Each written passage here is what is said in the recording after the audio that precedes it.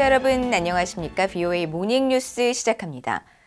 북한과 러시아가 정상회담을 통해 협의한 무기거래와 우주기술, 노동자 송출과 석탄 수출 등 대부분 사안은 유엔 안보리 결의를 위반하는 것들입니다. 짧은 만남을 위해 수십 시간 기차를 타고 온 북한의 김정은 국무위원장이 이용한 차량부터 대북 제재 대상인 북한 측 주요 인사의 해외 방문도 그렇습니다.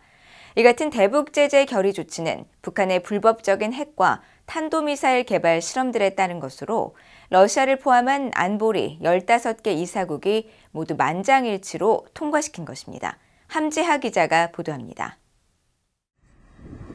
수십 시간 열차를 타고 러시아에 도착한 북한의 김정은 국무위원장은 블라디미르 푸틴 러시아 대통령과 만나기로 한 보스토치니 우주기지에 자신의 메르세데스 벤츠 마히바흐 차량을 이용했습니다.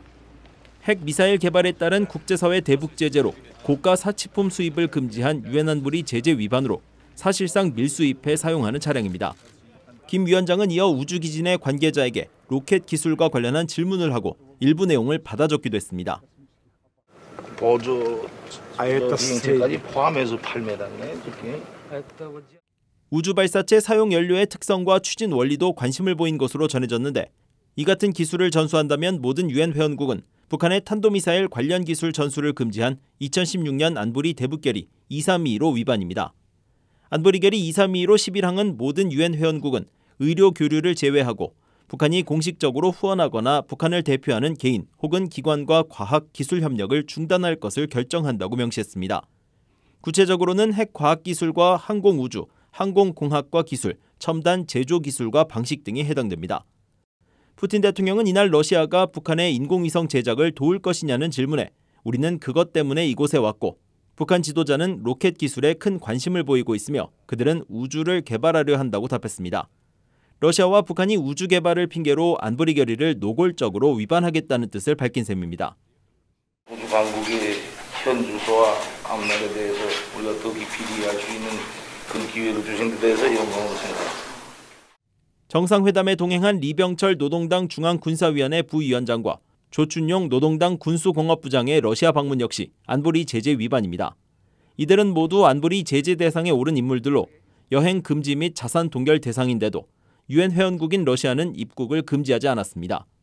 북한과 러시아는 이번 정상회담을 통해 무기 거래 외에도 관광이나 북한 노동자 송출, 북한산 석탄 수출도 협의했는데 역시 모두 안보리 결의 위반입니다. 이 같은 제재 조치는 모두 안보리 15개 이사국이 만장일치로 통과시킨 결의고 상임이사국인 러시아도 이들을 제재하는 데 동참했었습니다. 이런 가운데 한국 주재 필립 골드버그 미국 대사는 중국 역시 우크라이나 전쟁에서 러시아를 돕는 데 유보적이었다면서 러시아가 북한에 첨단 무기 기술을 공급한다면 중국도 우려할 것이라고 밝혔습니다. On the issue of Ukraine, China has been much more reserved on this. I think that they have shown some reluctance to enter into a trilateral relationship that they obviously have a bilateral relationship with Russia that is quite significant. But I think China will probably not want to support that kind of cooperation. I would hope so, and that they would be more respectful of the norms and rules that we've all agreed to previously. 골드버그 미국 대사는 특히 북한에 대한 러시아의 인공위성 기술 분야 지원 약속은 엄청난 우려 사항이라면서 한국과 미국뿐만 아니라 중국도 우려할 것이라고 밝혔습니다. BOA 뉴스 함지아입니다. 미국의 제이크 설리번 국가안보보좌관과 한국의 조태용 국가안보실장, 일본의 아키바 다케오 국가안전보장국장이 유선 협의를 통해 북러 정상회담 개최에 대한 공동 대응 방안을 논의했습니다. 미 한일 안보실장들은 14일 유선 협의를 통해 국제사회의 거듭된 경고에도 불구하고 북한과 러시아가 대륙간 탄도미사일 ICBM 개발을 포함한 다양한 군사협력을 논의한 것에 대해 심각한 우려를 표했다고 한국 대통령실이 밝혔습니다. 또 3국 안보실장들은 북한과 러시아는 유엔 안보리 결의와 각종 국제 제재가 부과하고 있는 무기 거래와 군사 협력 금지 의무를 준수해야 하며 특히 안보리 상임이사국인 러시아는 안보리 결의를 준수할 책임이 더욱 막중하다고 강조했으며 이 결의를 위반할 경우 분명한 대가를 치르게 될 것이라고 경고했다고 전했습니다. 이어 북러 간 무기 거래와 군사협력 동향 파악 및 대응 방안 마련에 3국 간 공조를 더욱 배가하고 국제사회와의 연대를 강화하기로 했으며 설리번 보좌관은 한국과 일본에 대한 미국의 철통 같은 안보 공약을 재확인했다고 한국 대통령실은 밝혔습니다. 한국 정부는 북한과 러시아 간 군사협력이 현실화할 경우 한러 관계에도 매우 부정적인 영향을 미치게 될 것임을 러시아 측은 분명히 인식해야 할 것이라고 경고했습니다. 한국 외교부의 임수석 대변인은 14일 정례 브리핑에서 국제사회의 거듭된 경고에도 불구하고 이번 북러 정상회담에서 위성 개발 등 군사협력 문제가 논의된 데 대해 깊은 우려와 유감을 표한다며 이같이 밝혔습니다. 이어 안보리 결의를 노골적으로 위반하며 한국의 안보를 중대하게 위협하는 행위가 있을 경우 이를 엄중히 경고하고 미국 등 우방국들과 관련 공조를 강화하면서 대응 조치를 검토해 나갈 것이라고 강조했습니다. 한국 국방부도 북러 정상회담에서 군사 협력을 시사한 것에 대해 관련 동향을 예의주시하고 있다고 밝혔습니다.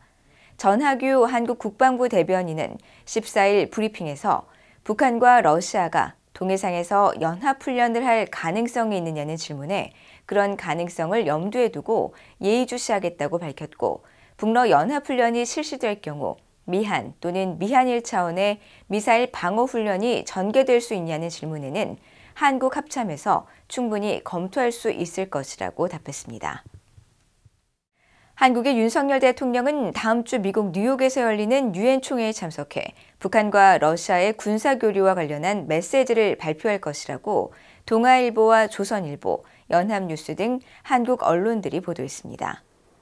보도에 따르면 한국 대통령실 고위 관계자는 14일 기자들과 만나 윤 대통령이 유엔 총회 연설에서 이번 북러 군사교류에 대해 적절한 분석과 메시지를 발표할 것으로 예상한다며 한국 정부는 개별 조치와 함께 미국과 일본을 포함한 주요 동맹, 우방국들과 함께 취할 수 있는 다자간 조치 등에 대해서도 논의하고 있다고 밝혔습니다.